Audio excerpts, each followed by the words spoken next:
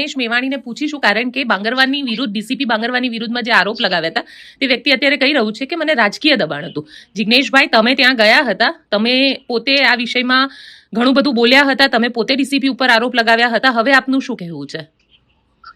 જે માણસ પોતાનો વિડીયો બનાવ્યો છે એ માણસનું મેડિકલ સર્ટિફિકેટ મારી પાસે છે અને મેડિકલ સર્ટિફિકેટમાં આ પત્રકાર સુરેશને mild to moderate hearing loss થયાનો મેડિકલ રિપોર્ટ છે. અર્થાત કે લગભગ એનો કાનનો પડદો તોડી નાખ્યો.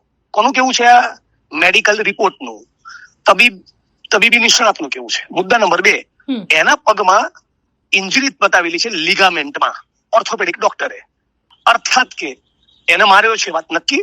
તો સવાલ એ થાય, શા માટે માર્યો અને કયા કેસમાં તમે ઉપાડીને લઈ ગયા હતા? એફઆઈઆર ની નકલ ગુજરાતની જનતાને બતાવે ડીસીપી. માણસ એવું કેવું હોય, એક મિનિટ, કે એને નથી લડવું તો નો પ્રોબ્લેમ, એની ચોઈસ.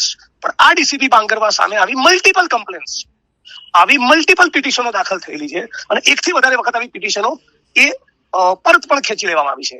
એટલે પીએસઆઈ, પીઆઈ કક્ષાના અધિકારી પણ આરોપી અને સામાન્ય નાગરિકો ઉપર કેવા પ્રકારના દબાણો કરતા હોય છે, કેવા પ્રકારની પ્રેશર ટેક્ટિસ અજમાવતા હોય છે અને એ પ્રેશર ટેક્ટિસો, દબાણ, મારવી અને મોટા સંગીન ગુનામાં અંદર નાખી દઈશ એવી પોલીસની ધમકીના પગલે માણસો ફસકી પડે, એ આ દેશમાં કોઈ આશ્ચર્યનો વિષય નથી. મુદ્દા નંબર 3, લડવાનું શરૂ કર્યું આ મુદ્દે ત્યારે મારી જે પોઝિશન હતી એ પોઝિશન પર હું અડીખમ છું. આ ડીસીપી જગદીશ બાંગરવાની તમામ હરકતો બંધ કરાવીને જ રહીશ.